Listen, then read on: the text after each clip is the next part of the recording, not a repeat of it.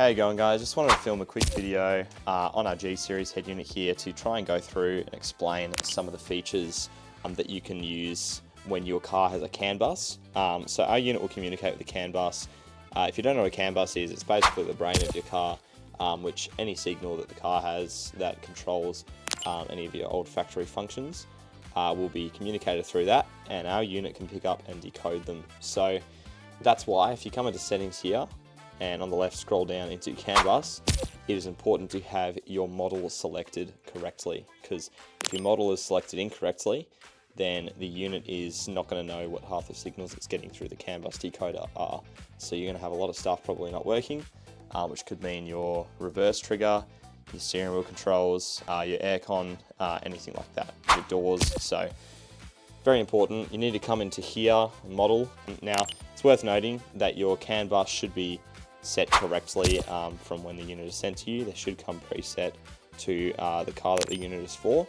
But if you're having issues, and we recommend that you come here and fix the CAN bus settings, then we will basically describe to you the correct settings path, because obviously these are different programming brands that have made them. So basically on your CAN bus box you probably have some, for example, this is a CAN bus box, this is what one looks like.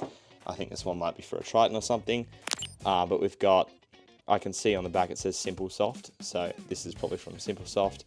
And if it was a Mitsubishi, for example, you'd come in here and then you'd select which one it was. But from us is where you're probably going to get the most accurate answer on which setting you should be on. So let us know, send through a photo of this box if you have one on your wiring harness, because that means you do need to set the CAN bus setting, and we'll be able to explain to you which one you need to come into here and get it correct. So next up, if your head unit has steering wheel controls that are controlled through the CAN bus and any of them are wrong or not the way that you'd like them, we have CAN key mapping. So basically, if you've got, for example, you press volume up and volume down is actually what happens on the unit, then you would come in here and volume up, you would change to volume down, so you can remap these keys.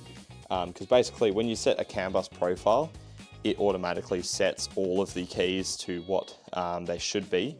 But if for some reason any of them are wrong, you can manually override them in here. So that's how you do that, or you can just set it back to what it was, so volume plus.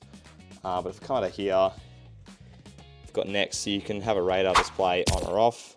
I think the reversing auxiliary line switch, so if you steer to the right and, for example, it was going left, that's just a random bug that you can fix with one setting.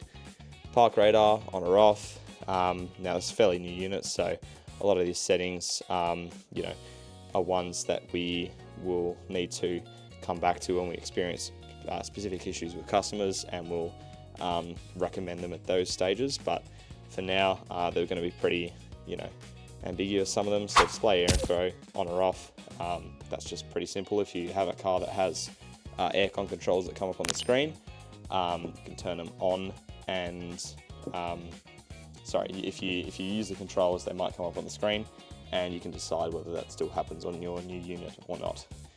Same with the rear info. If you've got a temperature display, so basically this is just covering anything that the car communicates to the unit or can communicate, and you can decide whether you want it on or off or how you want it to be shown. So a common one, front and back door, this will just swap them around. So if you opened your right door and it's showing the left door is open, that'll fix that for the front and the back. Sorry, I've just gone out of there. Down here. And then there's some stuff about basically updating or debugging the CAN bus box like reader. So that's not stuff that you'll need to go into unless we instruct you to. So a lot of this stuff, guys, it is pretty new. So if you have any issues, come out and ask us. We've got our live chat on our website. We've got our phone calls and our emails. Ask us questions, describe your issue, send photos, and we'll be happy to help you and make sure we've got all the right settings. So hopefully that explains a little bit about what they're for and what they do. But if you have any more questions, then please feel free to let us know. Cheers.